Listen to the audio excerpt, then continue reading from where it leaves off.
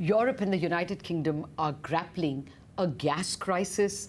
We also have a potential tightening of monetary policy by the Fed. The world economy seems to be heading to a funk. Now, how do we understand it from an emerging market or an India perspective? We have the best of guests on Indianomics today.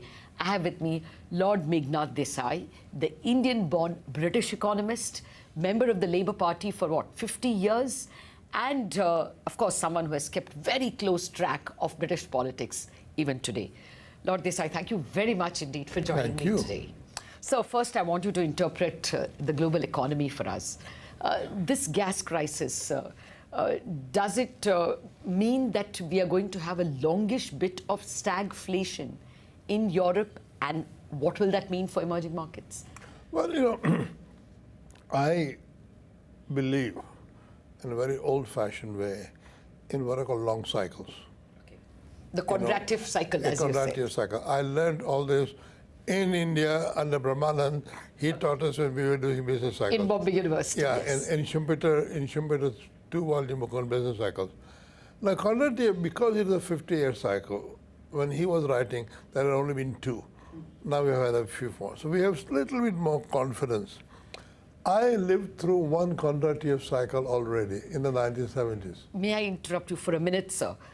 Just to tell viewers that the quadrative cycle, economist Quadrative believed in 50-year cycles. He looked at agricultural commodities, at copper, and said that they normally move in 50-year cycles. So 50 years ago, in the 70s, there was a long period of stagflation. Sorry for the interruption, but tell us, sir. No, this is a footnote. You have to give footnotes. Yes. Now, see, so 70s to about end of 80s, we had a serious inflationary crisis. All the countries had inflationary crisis. The paradigm changed from Keynesian economics to monetary economics. We had full employment, then unemployment became the cure for inflation. And everybody was caught into it. It's a global problem. Yes. The global problem was triggered by an energy price rise. Yes. Very much like at present. Oil price quadrupled. When the OPEC people. Early 70s. Yes. Oil price had not changed from 1918 to 1972. Oh, okay. And it quadrupled. Partly because the dollar had depreciated when America went off the dollar gold thing. Gold stand. But, think of gold was $35 an ounce and what's price it is right now. Yes. We have lived through a lot of inflation. But it didn't go away very quickly. For a while we tried Keynesian policies and so on, Phillips curves and so on. But ultimately, the monetarists came to power in the 1980s. Ronald Reagan, Margaret Thatcher, Helmut Kohl. Paul Volcker. And Paul Volcker got in there and increased interest rates like nobody's business. And the idea was, without real pain, there is no cure to inflation. There are no easy ways out of stagflation. And in a sense, we learned a lot at that time. I mean, the new Prime Minister of Britain, Liz Truss, thinks Margaret Thatcher cut taxes. Margaret Thatcher did not cut taxes till after a third victory. In the late 1980s. She allowed Nigel Lawson to cut taxes. But until then, they paid unemployment benefit out of North Sea oil, out of selling nationalized industries. National assets, yes. Railways. All that money disappeared in paying unemployed. But that was a cost of fighting inflation, and that cost had to be borne. The cost of fighting inflation was creating unemployment. Without slowing the economy down. Now, I wish there's a better way, and I've always fought monetarism and all that. But here I'm in the second quadrative cycle of my life. Okay? Again, energy prices have risen. We have added a war to it this time. Last time we didn't have a serious. There's an Arab-Israeli war, but that was not kind of global scale. So now we have a Russia-Ukraine war. which is unfortunately not going to end soon. I think it's going to go for 4 years. That's my estimate. And we don't know whether the Taiwan thing will flare up or not. If Taiwan will flare up, then all bets are off. So we have an oil price rise, energy price rise, which without any other thing will cause a stagflation. And if you add war to it. So difficult times are coming ahead. I don't want to be an optimist. I want to be a pessimist. I want to tell people, don't think it is happening to India. It's happening to the whole world. Yeah, but Lord Desai, you know, in the 70s, we had our own problem. I mean, we had a huge grain crisis. The Green Revolution really took off thereafter. Yeah. We had our problems. Right now, Asia seems to be in a better spot. Inflation is not as bad. I mean, we are in the 6 handle, whereas the West is in 8 or 9% handles. As well, growth is not so badly affected. So do you think Asia and India may get away with the smaller bruises? I don't know which part of the globe you're going to live in. You know, what makes people think somehow we can globalize when we like and we can deglobalize when we like? We'll globalize for good things and deglobalize for bad things?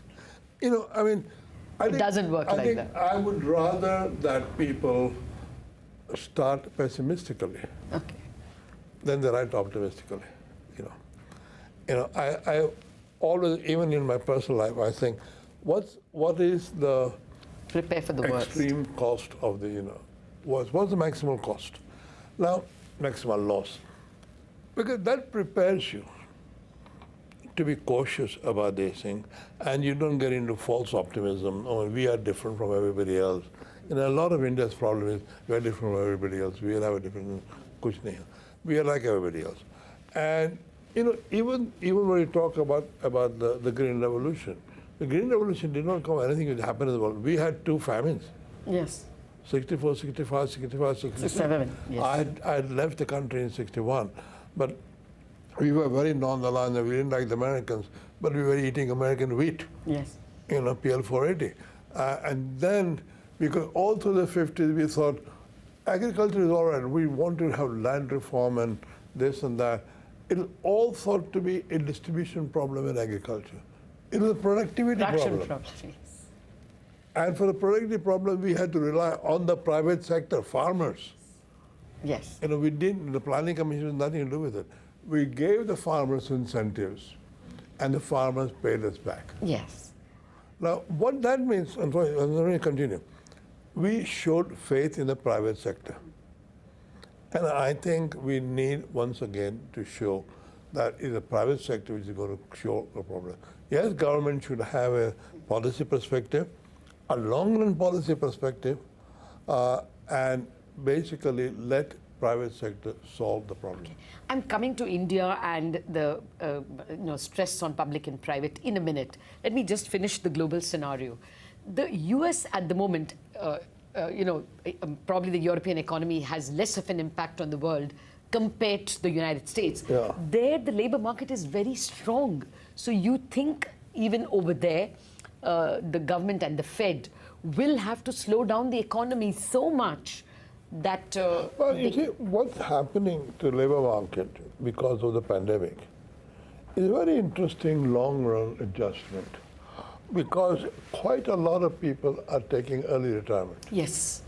You know, both in America and in Europe.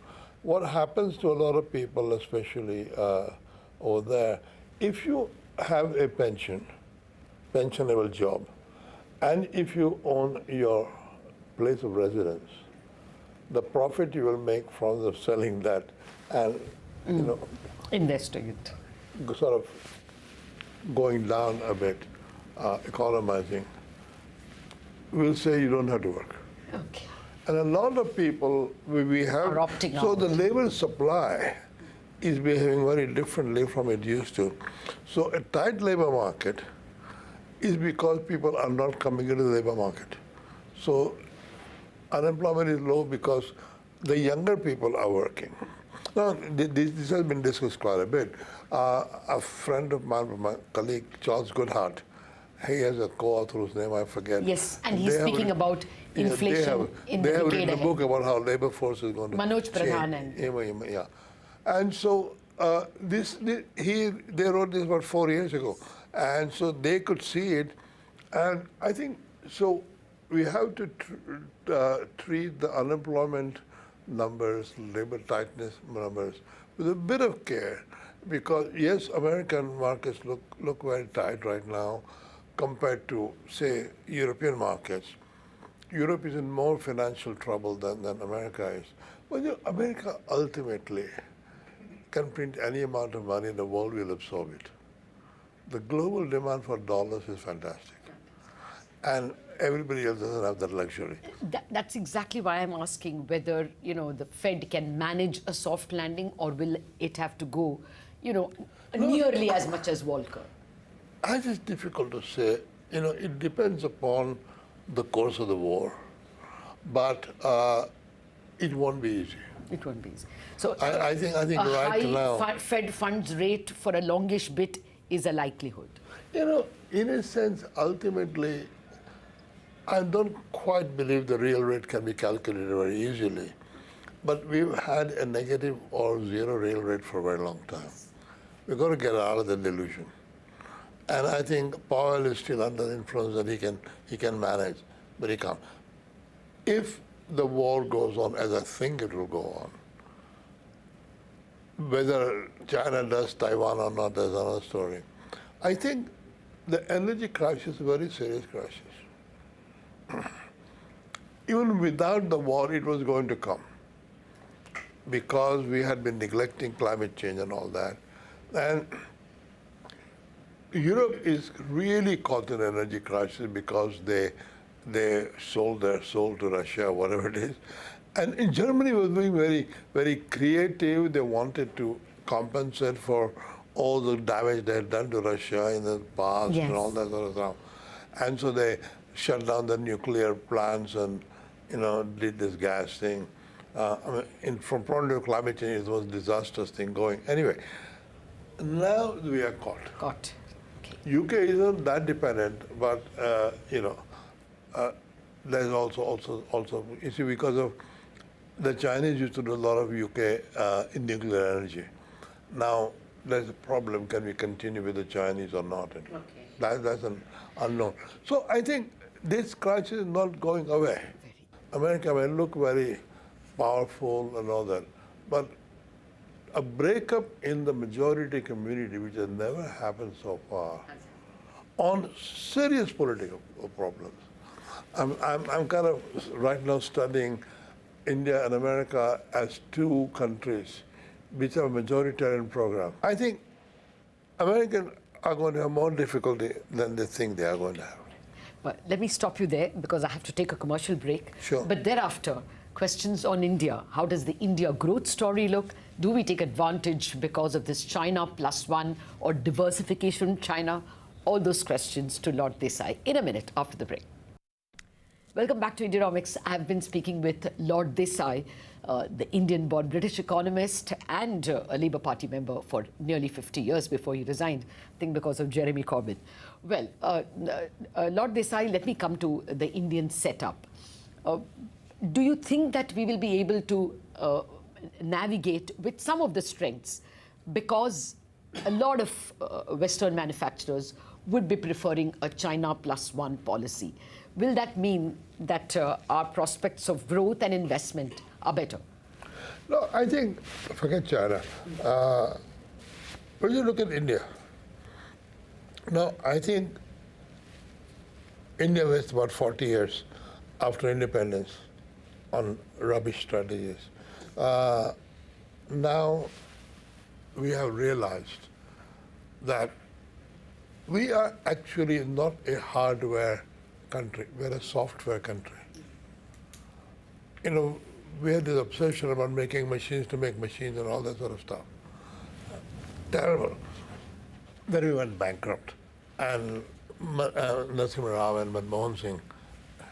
See, now if you look at it, what are what is India valued for? India is valued for a fantastically highly skilled exporter per workers. Yes. You know, I was saying the other day, India used to export sugarcane workers to Mauritius, Yes. to British Guyana and all that. You know, they were indentured laborers. Yes. That was, you know, The 19th century. and the cycles of those exporter people were very economically accurate. Now we are Exporting exporting software. Sundar Pichai, Okay. right? Sundar Pichai runs the biggest. Now they are wanting Indian people to run corporations, to be the technical solutions makers. So we have progressed. And I think we really ought to realize we are a service economy. We're not a manufacturer. Forget manufacturing. Money can be bought anywhere. Doesn't matter. So you don't, we don't, you so know, you're not other- impressed by this PLI scheme that the government has to attract more people into manufacturing through provision of subsidies? I think we ought to stop all that obsession with manufacturing. Manufacturing can be bought. We are the most efficient service economy going. Okay. Again, my analogy is think of this economy as 20, 40, 40. Up to 20% are good enough to be in a developed country. Okay. Okay? In Rajiv Gandhi's time, this was called Bel India. There were enough number of people like in Belgium who were all right. Yes. Okay, then now more than Belgium.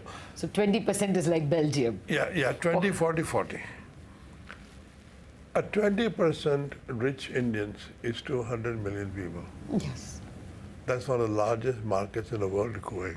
Okay. Okay? People will sell their manufacturers here. Don't have to worry about it. Okay. We have very good e-commerce structures. We have got fintech structure. And we have to stop being obsessed about manufacturing. Okay. No, that's a fair point. No, I mean, As a so service let me give economy. one more example. My one more example is Bollywood. Bollywood has never manufactured film equipment. They have done great films. Yes. We are a software nation. We're not a hardware nation. Get out of the hardware obsession. The economics is about buying cheap. No, let me take the other point that Yeah. you have made, which is very important. This 20-40-40 economy. Really, the Indian market is only the top 20%, and we have several economists, Arvind Subramanian, all of them worrying about it. Can we manage a sustained secular growth of 7% or more with just this kind of skewness in the economic distribution? We had 5, 35, Okay. 60. Okay. Okay? We have come to this after, since 1991 to now. Okay. Okay, we had sort of 25, 30 years of growth, having wasted 40 years. So, yes, India can do it, but India has to stop being obsessed about old-fashioned nonsense that we convinced ourselves against evidence that India was deindustrialized by the British. We had to have our own machine-making industry, all this other stuff. You know, everybody else in Asia, like South Korea, managed without that obsession. Okay. The South Koreans were colonized by the Japanese, but they still copied the Japanese model.